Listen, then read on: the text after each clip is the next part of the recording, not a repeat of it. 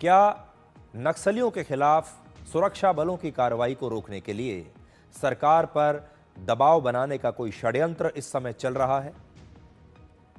हम ये सवाल इसलिए कर रहे हैं क्योंकि रविवार यानी 23 नवंबर को दिल्ली में प्रदूषण के नाम पर नक्सलियों के पक्ष में माहौल बनाने की कोशिश की गई। हमने कल आपको ये दिखाया भी था कि कैसे दिल्ली के इंडिया गेट पर दिल्ली में प्रदूषण के नाम पर भारत विरोधी नारे लगने लगे। आज इस मामले में एक बड़ा अपडेट ये है कि आरोपियों के खिलाफ कई धाराओं के अलावा अब भारतीय न्याय संहिता की धारा 197 के तहत भी केस दर्ज किया गया है। और ये धारा क्या कहती है? राष्ट्रीय एकता के खिलाफ काम करने पर यह धारा लागू होती है। अगर कोई व्यक्ति भारत की एकता के खिलाफ काम कर रहा है, भारत को तोड़ने की कोशिश कर रहा है, तब यह धारा लगती है और दोष साबित होने पर 3 साल की जेल या जुर्माना या दोनों की सजा होती है। अभी तक इंडिया गेट पर देश विरोधी प्रदर्शन के मामले में 22 लोगों को गिरफ्तार किया गया है और इन सभी को अब न्यायिक हिरासत में भेज दिया गया है, यानी सभी को जेल भेज दिया गया है। रविवार को इंडिया गेट पर दिल्ली में पॉल्यूशन के खिलाफ एक विरोध प्रदर्शन के दौरान नक्सली माडवी हिडमा का पोस्टर दिखाया गया, पोस्टर लहराया गया, हिडमा के पक्ष में नारे लगाए गए। और नारा क्या था? कितने हिडमा मारोगे, हर घर से हिडमा निकलेगा। ये नारे दिल्ली में, भारत की राजधानी में, इंडिया गेट पर खड़े होकर ये जो आपको छात्रों जैसे लोग दिख रहे हैं, जिन्हें आप युवा मान सकते हैं, जो आगे चलकर कहेंगे कि हम ही जेन जी हैं, ये लोग क्या कर रहे हैं इंडिया गेट पर? और ये आए थे दिल्ली में पोल्यूशन के खिलाफ प्रोटेस्ट करने के लिए। लेकिन ये प्रोटेस्ट क्या निकला, देखिए आप। हर घर से हिडमा निकलेगा, हर घर से हिडमा निकलेगा, कितने कन्हैया मारोगे, हर घर से कन्हैया निकलेगा, लाल सलाम, लाल सलाम, हिडमा की लड़ाई जिंदाबाद, हिडमा की लड़ाई जिंदाबाद, अमर हिडमा अमर है, अमर हिडमा को लाल सलाम, अमर हिडमा को लाल सलाम। आजकल ये एक टेम्पलेट बन गया है। कॉल सेंटर से 50, 60, 100 लड़के लड़कियों को इकट्ठा करो जिनकी कोई विचारधारा नहीं है, उनके दिमाग में जहर भरो, पैसा दो और उन्हें जहां चाहे प्रोटेस्ट के लिए ले जाओ। और तस्वीरों में देखकर ऐसा लगता है कि ये भारत का युवा है। तस्वीरों में देखकर आपको लगेगा कि ये तो जेन जी है। और देखिए भारत का जो जेन जी है वो कैसे देश में प्रोटेस्ट कर रहा है। जो विदेशी मीडिया है, यूरोप के जो अखबार हैं, पश्चिमी देशों का मीडिया, वहाँ के न्यूज़ चैनल्स इसे यही कहकर दिखाएंगे कि ये भारत का जेन जी है। लेकिन असल में ये जेन जी नहीं है, ये कुछ बेरोजगार युवा हैं जो ये काम करने के लिए यहाँ पर आए हैं। प्रदर्शनकारियों ने यहाँ तक नारे लगाए कि जितने नक्सली मारोगे उतने नक्सली निकलेंगे।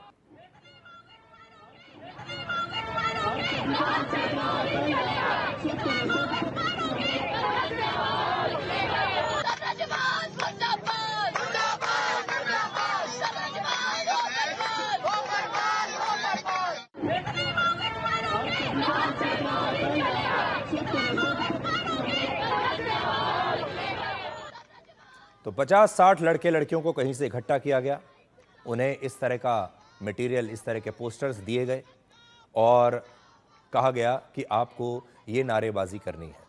अब सोचिए, क्या ये वायु प्रदूषण के खिलाफ प्रदर्शन नजर आ रहा है आपको?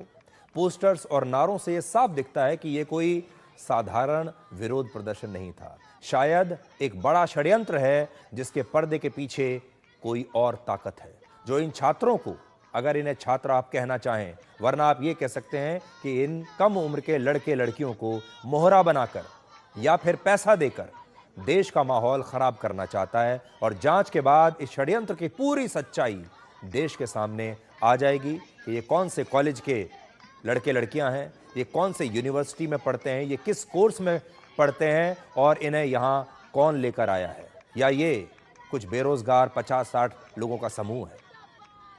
हमारे देश में कभी कभी एनजीओज के नाम पर, अलग अलग संस्थाओं के नाम पर कैसे भारत विरोधी नैरेटिव चलाया जाता है, इसका ताज़ा उदाहरण इंडिया गेट का ये प्रदर्शन है। भारत सरकार ने मार्च 2026 तक, अब सोच लीजिए आप, अगले साल मार्च तक मुश्किल से 4 महीने बचे हैं। 4 महीने के बाद देश को नक्सलियों से मुक्त करने का लक्ष्य रखा गया है। आप समझते हैं इस बात को कि मार्च 2026 के बाद भारत में कोई नक्सली नहीं बचेगा, कोई नक्सलवादी नहीं बचेगा। ये जो पूरा इलाका है जिसे नक्सलवादियों ने न जाने कितने दशकों से देश से काट कर रखा था, वहां पर उनका राज चलता था, विकास नहीं होने दिया, स्कूल नहीं बनने दिए, सड़कें नहीं बनने दी, अस्पताल नहीं बनने दिए, लोगों की हत्याएं की, लोगों को लूटा। अब ऐसे नक्सलियों से भारत मुक्त हो जाएगा 4 महीने के बाद। इसीलिए लोग बेचैन हैं। इस काम को पूरा होने में सिर्फ 4 महीने बचे हैं और इसकी वजह से बहुत सारे लोग, हमारे देश की बहुत सारी पॉलिटिकल पार्टियां, बहुत सारे नेता परेशान हैं, बेचैन हैं। और अब आपको यह समझ में आया होगा कि जब इन पार्टियों का शासन रहा हमारे देश में 50-60 साल तक, 70 साल तक, तो अब तक इतने वर्षों के बाद भी ये नक्सली खत्म क्यों नहीं हुए? हमारे देश से नक्सलवाद क्यों खत्म नहीं हुआ?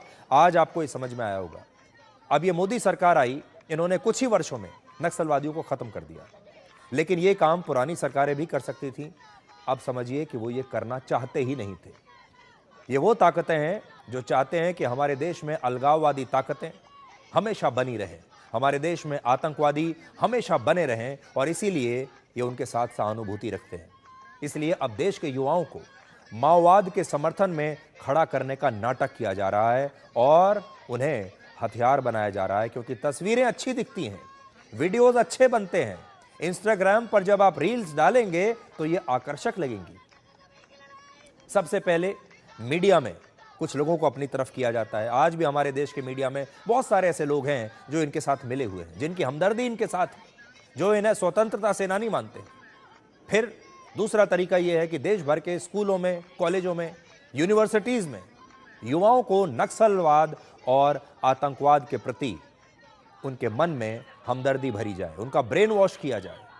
और आपको याद होगा, उमर खालिद जैसे छात्र नेताओं के दिमाग में देश विरोधी जहर भरा जाता है। इसीलिए आज उमर खालिद जेल में है, क्योंकि ये लोग देश को तोड़ना चाहते हैं। आज हमारे देश के कई शिक्षा संस्थानों में अर्बन नक्सल्स की ये सोच पहुंच चुकी है। आज आपको प्रदर्शनकारियों में शामिल 2 लोगों की तस्वीर दिखाते हैं। ये दोनों 2 अलग अलग संस्थाओं, एक का नाम है भगत सिंह छात्र एकता मंच और दूसरे का नाम है हिमखंड। इन 2 संस्थाओं से ये जुड़े हुए हैं। सोचिए जरा, कहने को तो नाम भगत सिंह छात्र एकता मंच रख लिया, लेकिन इसके सदस्य भारत तोड़ने के नारे लगाते हैं। रविवार को विरोध प्रदर्शन के दौरान एक पोस्टर पर हिमखंड भी लिखा हुआ था। हिमखंड संगठन का दावा है कि वो पर्यावरण के लिए काम करता है, लेकिन इंडिया गेट पर हिमखंड का नाम लेकर ये सारे लोग नक्सली, एक अपराधी हिडमा के लिए नारे लगा रहे थे। अब आप इन दोनों संगठनों के सदस्यों के इस भारत विरोधी प्रदर्शन का ये वीडियो देखिए।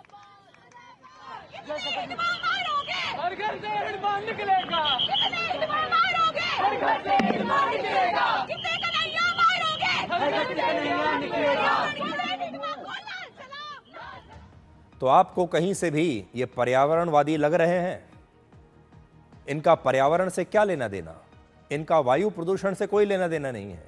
हवा में जो जहर घुल रही है उससे इनका कोई लेना देना नहीं है। ये सिर्फ दिमाग में जहर को घोलते हैं, ये वैचारिक प्रदूषण को फैलाते हैं। अब आपको इन दोनों में से एक प्रदर्शनकारी का बयान सुनवाते हैं। इसका नाम है रवजोत।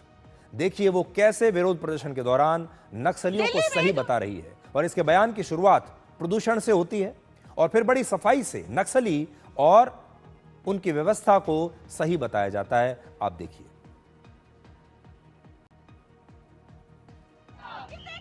राइजिंग लेवल्स हो रहे हैं, चाहे AQI 1000 के पार जा रहा हो या फिर 2023 में 17,000 लोग मर रहे हो।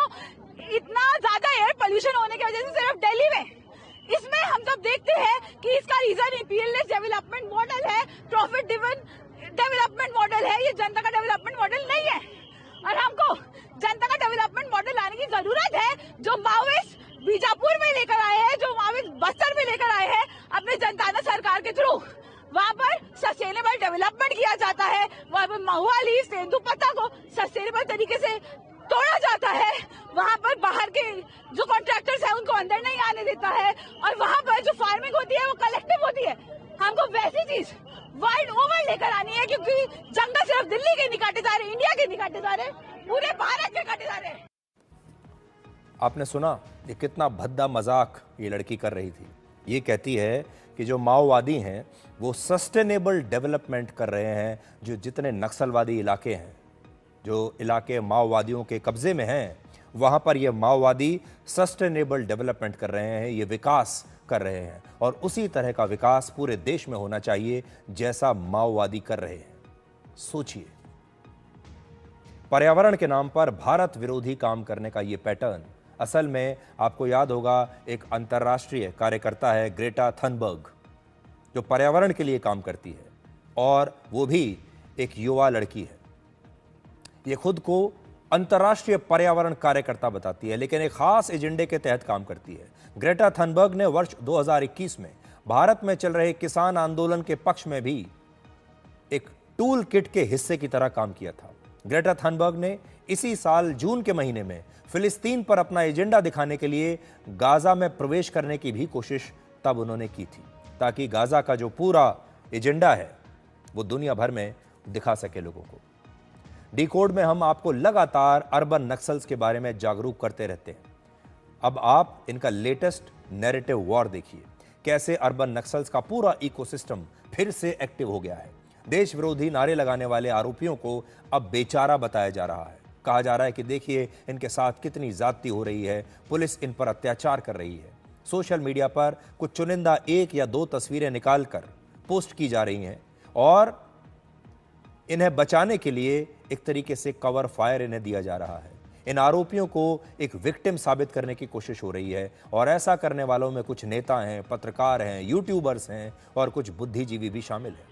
लेकिन आज देश के 146 करोड़ लोगों को यह याद रखना होगा कि जिन आरोपियों को यहाँ बेचारा बताया जा रहा है वो एक हत्यारे का महिमा मंडन कर रहे हैं।